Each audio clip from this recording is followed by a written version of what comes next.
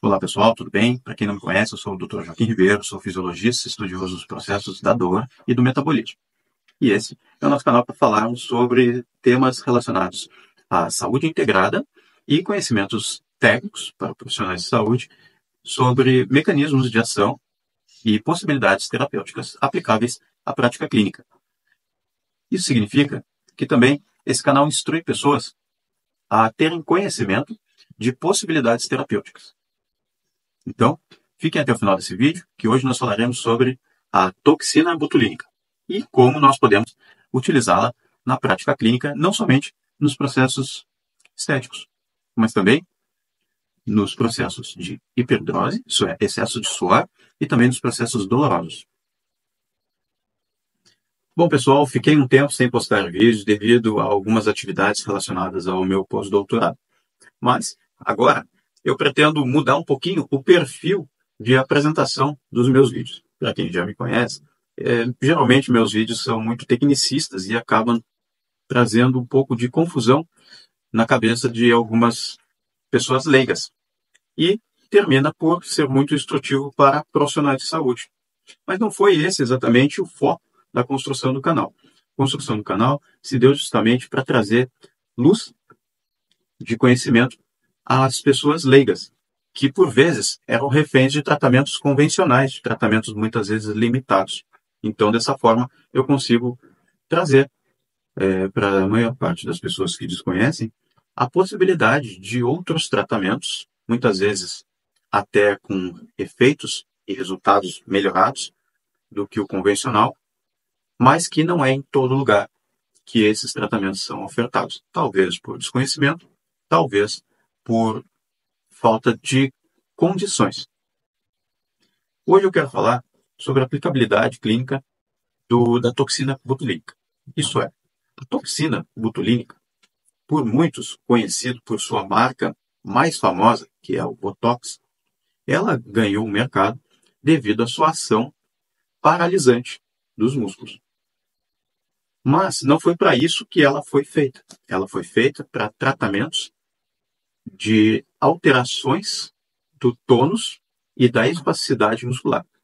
Praticamente é dizer que ela foi feita para corrigir distúrbios neurológicos relacionados à função dos músculos, especialmente contraturas musculares ou paralisias faciais. E devido ao seu potencial estético, ganhou conhecimento notório quanto à sua capacidade de reduzir rugas. No entanto, ela em si não reduz rugas, ela impede que você forme expressões, crie expressões formando rugas. Logo, com o passar do tempo, a musculatura, onde ela é aplicada, torna-se mais flácida, menos ativa, e a ruga acaba não sendo formada. Entre as inúmeras toxinas botulínicas, eu vou colocar aqui todas as toxinas botulínicas que nós podemos utilizar no Brasil. E eu digo no Brasil porque existem sorotipos diferentes de toxina botulínica. Vai do sorotipo A até G. A utilizada e liberada para uso no Brasil é as toxinas botulínicas sorotipo A, que tem maior afinidade ou especificidade pela ação sobre terminações nervosas acetilcolinérgicas, isso é, inibindo a liberação de acetilcolina. A toxina botulínica, ela é, na verdade, uma neurotoxina produzida particularmente pelo Clostridium. Então, quando falamos de neurotoxicidade, nós falamos de um medicamento que foi extraído através de uma bactéria que produz uma substância que pode causar paralisia. Mas ela não apresenta efeito tóxico letal, a não ser alguns artigos que apontam doses extremamente elevadas para trazer potencial lesivo. O tempo de ação de uma toxina do tipo A varia entre 3 e 5 dias para exercer o seu efeito paralisante. Mas em algumas pessoas pode variar para até 15 dias. Logo, antes disso, não é recomendado que se faça novas aplicações. A cada aplicação de toxina botulínica forma um halo de ação. Isso é, você aplica a toxina aqui e ela vai exercer um efeito sobre toda uma região. E esse efeito se dá devido à toxina apresentar afinidade por proteínas do complexo SNAP, mais especificamente sobre o complexo SNAP25. Então, para entendermos melhor, eu preciso dizer que, conceitualmente, a toxina botulínica ela vai impedir a liberação de acetilcolina. Mas dizer isso é muito simplista, é muito fácil de entender o mecanismo final, mas não como ocorre esse mecanismo para que possamos entender de fato como se dá o cálculo de dose para cada músculo, ou para cada pessoa, ou para cada condição. Pois no início desse vídeo eu disse que a toxina botulínica ela não é usada apenas para fins estéticos. Ela também pode ser aplicada de forma intraglandular, ou seja, em glândulas sudoríparas para pessoas com hiperidrose, isso é, pessoas que suam muito a palma da mão ou suam muito a axila, de forma a trazer desconforto. Algumas pessoas conseguem fechar a mão e gerar um excesso de suor nessa mão, a ponto de abrir e sair bastante suor. Outros transpiram tanto que as roupas ficam molhadas demais. Isso pode trazer, inclusive, desidratação. Então, uma maneira de inibir a ação dessas glândulas é através da toxina botulínica. E não só isso. A toxina botulínica também pode ser aplicada sobre processos álgicos, isso é, sobre pontos gatilhos, sobre dores crônicas.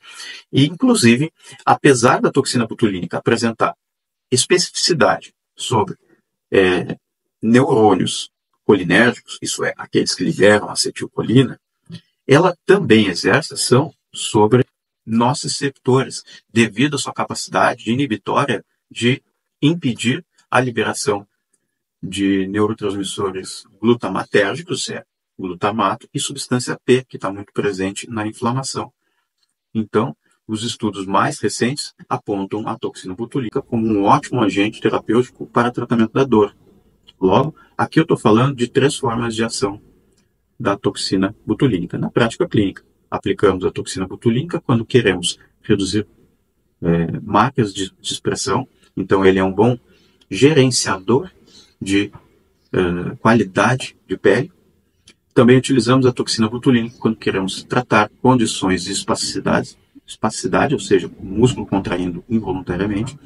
Quando queremos harmonizar o tônus dos músculos da face, como, por exemplo, em condições de síndrome de Bell, ou paralisia de Bell, hemiplegia hemifacial, Então, condições em que um lado do rosto fica mais flácido, enquanto o outro fica mais tônico, e a gente precisa equilibrar isso para amenizar aquela hemiface caída. Mas, enfim, como é que isso funciona? Basicamente, de forma bem resumida, a contração de um músculo se dá a partir do momento em que um neurônio motor secundário, de segunda ordem, ele é excitado. Isso é, o cérebro estimula, manda uma informação através de um neurônio de primeira ordem. O neurônio de primeira ordem despolariza o neurônio de segunda ordem, que vai emitir seus feixes neuronais até um músculo. Essa terminação nervosa é uma terminação dendrítica, onde lá na pontinha desse dendrito, o cálcio, ao ser despolarizada essa membrana, o cálcio vai entrar nesse dendrito, vai ativar proteínas de ancoragem, proteínas SNAPs, e essas proteínas vão fazer com que vesículas contendo o neurotransmissor acetilcolina se prendam à membrana e liberem no espaço sináptico esse neurotransmissor. Dessa forma, ocorre a contração muscular quando a acetilcolina, 2 moléculas de acetilcolina, se ligam ao seu receptor em um canal ionotrópico, permitindo que o sódio entre na célula muscular, e essa célula muscular, a partir de então, vai ser despolarizada, permitindo um mecanismo de contração muscular dependente do cálcio. Logo, a toxina, a molécula de toxina, ela será internalizada na terminação nervosa dendrítica. Ao ser internalizada, ela vai ser clivada em duas cadeias. Uma cadeia de 100 Daltons e uma cadeia de 50 Daltons. A cadeia de 50 Daltons é a cadeia mais leve que vai ficar livre no citosol para inibir a ação das enzimas, das proteínas de ancoragem. Mais especificamente, a SNAP25, uma vez que é uma toxina do tipo A. E as toxinas do tipo A têm especificidade maior ou seletiva para as SNAP25. Com as SNAP25 bloqueadas ou clivadas, impedidas de exercerem a sua ação de ancoragem das vesículas, logo a acetilcolina não consegue ser liberada no espaço sináptico e logo a célula muscular não é despolarizada. Isso acontece em todos os lugares que possuem receptores de acetilcolina. Ao impedir que a acetilcolina seja liberada no espaço sináptico, esse receptor não será ativado e logo a sua ação não vai acontecer. Isso acontece também nos processos dolorosos e também nas glândulas dependentes de acetilcolina. Entendido até aqui? Então, dessa forma, fica simples de entender que a toxina botulínica, ela não exerce a sua ação paralisante diretamente sobre o músculo.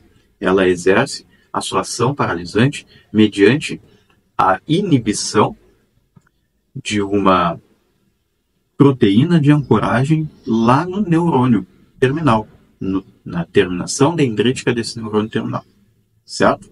Logo, nós conseguimos entender que a toxina botulínica apresenta uma capacidade terapêutica não só em tratamentos estéticos, como também na sua capacidade de reduzir a neurotransmissão de impulsos dolorosos, sendo um ótimo aliado no tratamento da dor.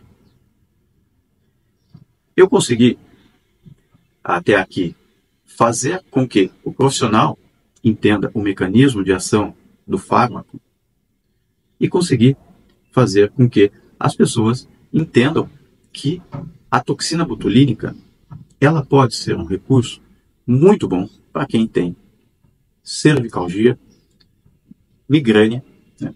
Quem tem cefaleia, quem tem bruxismo, quem tem dor lombar e, obviamente, para quem tem muitas expressões faciais, com a intenção de reduzir o mecanismo de expressão, logo, o vínculo, cicatriz facial, a marca de expressão não se forma. E desta forma, a toxina traz recursos estéticos.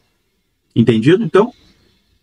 Se ficou alguma dúvida com relação a isso, vocês podem deixar aqui embaixo nos comentários. Além disso, me digam também se essa forma de apresentação de vídeo ela é mais atrativa. Eu pretendo trazer mais opiniões pessoais, não só embasamentos científicos, nos meus vídeos. Uma vez que até o momento eu só fiz vídeos falando a respeito de técnicas, procedimentos ou medicamentos que têm relevância científica e fundamentação teórica baseada na ciência, mas não trazia o meu ponto de vista. Logo, a partir de agora, eu vou começar a trazer mais o meu ponto de vista em relação às diferentes abordagens, uma vez que a ciência sozinha, eu demorei a entender isso, mas a ciência sozinha, ela não traça o tratamento. O tratamento ele é traçado pela interpretação e associação dos mais variados métodos com um só objetivo, que é a melhora daquele quadro clínico. Não simplesmente reproduzir protocolos. Infelizmente, no Brasil, ainda acontece isso. Reprodução de protocolos, achando que está se realizando um tratamento baseado em evidência, quando, na verdade, não está acontecendo a individualização do tratamento. E as pessoas estão sendo tratadas todas como iguais, quando na verdade a individualização permite que o tratamento seja mais eficaz. Tá bem? Então, se gostou desse vídeo, compartilhe, deixe seu like e se inscreva aqui no canal. Nos vemos no próximo vídeo. Até mais!